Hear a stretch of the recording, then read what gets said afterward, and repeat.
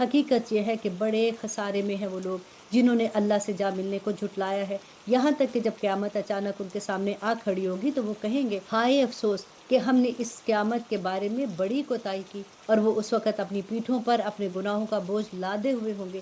لہٰذا خبردار ہو جاؤ، بڑا برا بوجھ ہے جو یہ لوگ اٹھائے ہوں گے۔ ربنا لا تجعلنا منہم۔ آج دیکھیے کہ ہمیں آخرت کا فکر ہے، ہمیں یہ یقین ہے کہ آخرت میں ہم نے اللہ کے آگے کھڑے ہونا ہے۔ ہم کہنے کو تو کہتے ہیں کہ ہم مسلمان ہیں اور ہمارا یقین ہے، تو پھر ہمارا عمل کہاں ہے؟ ایسا ہو نہیں سکتا کہ اگر ہمیں یہ یقین ہو کہ ہم نے اپنے ایک ایک لمحے کا حساب اپنے رب کے سامنے دینا ہے اور پھر ہمارے عمل نہ بدلیں۔ اللہ سبحانہ تعالیٰ ہمیں سمجھ عطا کرے۔ اور آیہ نمبر 32، اور دنیاوی زندگی تو ایک کھیل تماشے کے سوا کچھ نہیں ہے، اور یقین جانو کہ جو لوگ تقوی اختیار کرتے ہیں ان کے لیے آخرت کا گھر کہیں زیادہ بہتر ہے۔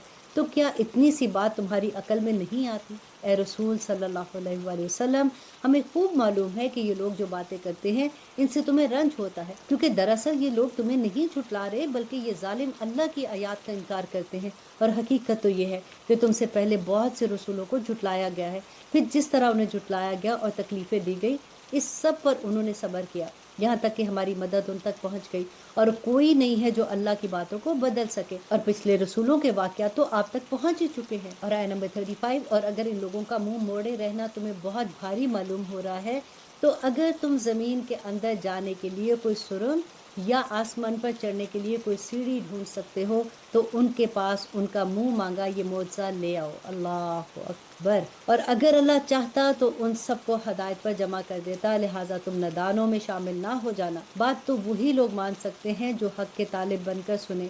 جہاں تک ان مردوں کا تعلق ہے، ان کو تو اللہ ہی قبروں سے اٹھائے گا، پھر یہ اسی کی طرف لوٹ کر جائیں گے۔ یہ لوگ کہتے ہیں کہ اگر یہ نبی ہیں تو ان پر ان کے پروردگار کی طرف سے کوئی نشانی کیوں نہیں اتری؟ تم ان سے کہو کہ اللہ بے شک اس بات پر قادر ہے کہ کوئی نشانی نازل کر دے، لیکن ان میں سے اکثر لوگ اس کا انجام نہیں جانتے۔ اور آیت نمبر 38، اور زمین میں جتنے جانور چلتے ہیں اور جتنے پرندے اپنے پروں پر اڑتے ہیں وہ سب مخلوقات کی تم جیسی اصناف ہیں، ہم نے کتاب یعنی لوح محفوظ میں کوئی کسر نہیں چھوڑی ہے۔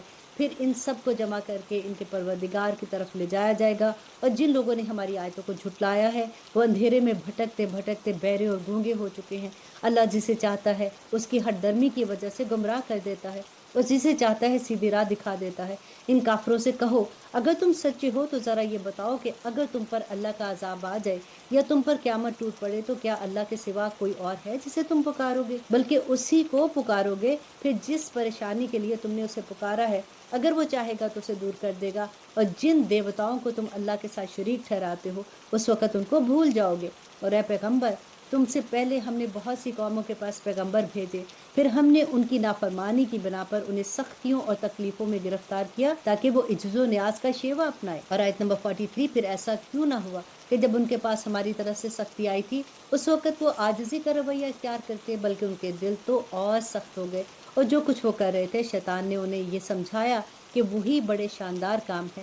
پھر انہیں جو نصیحت کی گئی تھی جب وہ اسے بھلا بیٹھے تو ہم نے ان پر ہر نعمت کے دروازے کھول دیے۔ اللہ اکبر۔ یہاں پہ غور کیجیے کہ انہوں نے جب اللہ سبحانہ تعالیٰ کی نعمتوں کو جھٹلایا، اللہ سبحانہ تعالیٰ کے احکامات کو جھٹلایا نا، تو اللہ سبحانہ تعالیٰ فرماتے ہیں کہ اب ہر نعمت کا دروازہ کھول دیا، یہاں تک کہ جو نعمتیں انہیں دی گئی تھی جب وہ ان پر اترانے لگے تو ہم نے اچانک ان کو پکڑا، جس کا نتیجہ یہ ہوا کہ وہ بالکل مایوس ہو کر رہ گئے۔ اس طرح جن لوگوں نے ظلم کیا تھا ان کی جڑ کاٹ کر رکھ دی گئی، اور تمام تعریفیں اللہ کی ہیں جو تمام جہانوں کا مالک ہے۔ اللہ اکبر۔ ربنا لا تجعلنا منہم۔ اور آیت نمبر 46 میں اللہ سبحانہ تعالیٰ فرماتے ہیں، اے پیغمبر ان سے کہو ذرا مجھے بتاؤ کہ اگر اللہ تمہاری سننے کی طاقت، تمہاری آنکھیں تم سے چھین لے اور تمہارے دلوں پر مہر لگا دے تو اللہ کے سوا کون معبود ہے جو یہ چیزیں تمہیں لا کر دے؟ دیکھو ہم کیسے کیسے مختلف طریقوں سے دلائل پیش کرتے ہیں، پھر بھی یہ لوگ منہ پھیر لیتے ہیں۔ کہو ذرا یہ بتاؤ کہ اگر اللہ کا عذاب تمہارے پاس اچانک آ جائے یا اعلان کر کے آ جائے تو دونوں صورتوں میں کیا ظالموں کے سوا کسی اور کو ہلاک کیا جائے گا؟ ہم پیغمبروں کو اس لیے تو بھیجتے ہیں کہ وہ نیکیوں پر خوشخبری سنائے اور نافرمانی پر اللہ کے عذاب سے ڈرائیں۔ چنانچہ جو لوگ ایمان لے آئے اور اپنی اصلاح کر لی ان کو نہ تو کوئی خوف ہوگا اور نہ ہی وہ غمگین ہوں گے، اور جن لوگوں نے ہماری آیتوں کو جھٹلایا ان کو عذاب پہنچ کر رہے گا کیونکہ وہ نافرمانی کے عادی ہو گئے ہیں۔ اور آیت نمبر 50 میں اللہ سبحانہ تعالیٰ فرماتے ہیں کہ اے پیغمبر ان سے کہو میں تم سے یہ نہیں کہتا کہ میرے پاس اللہ کے خزانے ہیں، نہ میں غائب کا پورا علم رکھتا ہوں، اور نہ میں تم سے یہ کہتا ہوں کہ میں فرشتہ ہوں۔ میں تو صرف اسی وحی کی پیروی کرتا ہوں، اتباع کرتا ہوں جو مجھ پر نازل کی جاتی ہے۔ کہو کہ کیا ایک اندھا اور دوسرا بنائی رکھنے والا برابر ہو سکتے ہیں؟ پھر کیا تم غور نہیں کرتے ہو؟ اور اے پیغمبر صلی اللہ علیہ وسلم، تم اس وحی کے ذریعے ان لوگوں کو خبردار کرو جو اس بات کا خوف رکھتے ہیں کہ ان کو ان کے پروردگار کے پاس ایسی حالت میں جمع کر کے لے جایا جائے گا کہ اس کے سوا ان کے پاس کوئی مددگار، کوئی سفارشی نہیں ہوگا، تاکہ وہ لوگ تقوی اختیار کریں۔ اور آیت نمبر 52، اور ان لوگوں کو اپنی مجلس سے نہ نکالنا جو صبح شام اپنے پروردگار کو اس کی خوشنودی حاصل کرنے کے لیے پکارتے رہتے ہیں۔ ان کے حساب میں جو اعمال ہیں ان میں سے کسی کی ذمہ داری تم پر نہیں ہے، اور تمہارے حساب میں جو اعمال ہیں ان میں سے کسی کی ذمہ داری ان پر نہیں ہے، جس کی وجہ سے تم انہیں نکال باہر کرو اور ظالموں میں شامل ہو جاؤ۔ اسی طرح ہم نے کچھ لوگوں کو کچھ دوسروں کے ذریعے آزمائش میں ڈالا ہے، تاکہ وہ ان کے بارے میں یہ کہیں، کیا یہ ہیں وہ لوگ جن کو اللہ نے ہم سب کو چھوڑ کر احسان کرنے کے لیے چنا ہے؟ کیا جو کافی یہ بات کہہ رہے ہیں ان کے خیال میں اللہ اپنے شکر گزار بندوں کو دوسروں سے زیادہ نہیں جانتا؟ اور آیت نمبر 54، اور جب تمہارے پاس وہ لوگ آئیں جو ہماری آیتوں پر ایمان رکھتے ہیں تو ان سے کہو سلامتی ہو تم پر، تمہارے پروردگار نے اپنے اوپر رحمت کا یہ معاملہ کرنا لازم کر لیا ہے، اور اگر تم میں سے کوئی نادانی سے کوئی برا کام کر بیٹھے پھر اس کے بعد توبہ کر لے اور اپنی اصلاح کر لے تو اللہ بہت بخشنے والا اور مہربان ہے۔ اور ہم اسی طرح نشانیاں تفصیل کے ساتھ بیان کرتے ہیں تاکہ سیدھے راستہ بھی واضح ہو جائے اور تاکہ مجرموں کا راستہ بھی کھل کر سامنے آ جائے۔ اے پیغمبر، ان سے کہو کہ تم اللہ کے سوا جن جھوٹے خداؤں کو پکارتے ہو مجھے ان کی عبادت کرنے سے منع کیا گیا ہے۔ کہو کہ میں تمہاری خواہشات کے پیچھے نہیں چل سکتا، اگر میں ایسا کروں گا تو گمراہ ہو جاؤں گا اور میرا شمار ہدایت یافتہ لوگوں میں نہیں ہوگا۔ کہو کہ مجھے اپنے پروردگار کی طرف سے ایک روشن دلیل مل چکی ہے جس پر میں قائم ہوں، اور تم نے اسے جھٹلا دیا ہے۔ جس چیز کے جلدی آنے کا تم مطالبہ کر رہے ہو وہ میرے پاس موجود نہیں ہے۔ اور آیت نمبر 57، حکم اللہ کے سوا کسی کا نہیں چلتا، وہ حق بات بیان کر دیتا ہے اور وہی سب کا بہتر فیصلہ کرنے والا ہے۔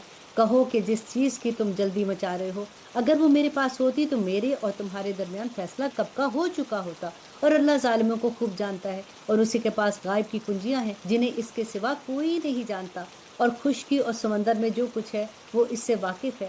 کسی درخت کا کوئی پتا نہیں گرتا جس کا اسے علم نہ ہو، سبحان اللہ، اور زمین کے اندھیروں میں کوئی دانہ یا اس سے خشک یا تر چیز ایسی نہیں ہے جو ایک کھلی کتاب میں درج نہ ہو۔ اور وہی ہے جو رات کے وقت نیند میں تمہاری روحیں قبض کر لیتا ہے، تم نے جو کچھ کیا ہوتا ہے اسے وہ خوب جانتا ہے، اور پھر اس نئے دن میں تمہیں نئی زندگی دیتا ہے تاکہ تمہاری عمر کی مقررہ مدت پوری ہو جائے، پھر اسی کے پاس تو لوٹ کر جانا ہے۔ اس وقت وہ تمہیں بتائے گا کہ تم کیا کیا کرتے تھے۔ وہی اپنے بندوں پر مکمل اقتدار رکھتا ہے اور تمہارے لیے نگہبان فرشتے بھیجتا ہے۔ اور آیت نمبر 61، یہاں تک کہ جب تم میں سے کسی کو موت کا وقت آ جاتا ہے تو ہمارے بھیجے ہوئے فرشتے اس کو پورا پورا وصول کر لیتے ہیں اور وہ ذرا بھی کوتاہی نہیں کرتے، پھر ان سب کو اللہ کی طرف لوٹا دیا جاتا ہے جو اس کا مولا برحق ہے۔ یاد رکھو حکم اسی کا چلتا ہے اور وہ سب سے زیادہ جلدی حساب لینے والا ہے۔ کہو خشکی اور سمندر کی تاریکیوں سے اس وقت کون تمہیں نجات دیتا ہے جب تم اسے گڑ گڑا کر اور چپکے چپکے پکارتے ہو اور یہ کہتے ہو کہ اگر اس نے ہمیں اس مصیبت سے بچا لیا کہ ہم ضرور بضرور شکر گزار بندوں میں شامل ہو جائیں گے۔ کہو کہ اللہ ہی تمہیں اس مصیبت سے بھی بچاتا ہے اور ہر دوسری تکلیف سے بھی، پھر بھی تم شرک کرتے ہو۔ کہو کہ وہ اس بات پہ پوری طرح قدرت رکھتا ہے کہ وہ تم پر کوئی عذاب تمہارے اوپر سے بھیج دے یا تمہارے پاؤں کے نیچے سے نکال دے یا تمہیں مختلف ٹولیوں میں بانٹ کر ایک دوسرے سے بھڑا دے اور ایک دوسرے کی طاقت کا مزہ چکھا دے۔ دیکھو ہم کس طرح مختلف طریقوں سے اپنی نشانیاں واضح کر رہے ہیں تاکہ یہ کچھ سمجھ سے کام لے۔ اور آیت نمبر 66، اے پیغمبر، تمہاری قوم نے اس قرآن کو جھٹلایا ہے حالانکہ وہ بالکل حق ہے۔ تم کہہ دو مجھ کو تمہاری ذمہ داری نہیں سونپی گئی، ہر واقعے کا ایک وقت مقرر ہے اور جلد ہی تمہیں یہ سب معلوم ہو جائے گا۔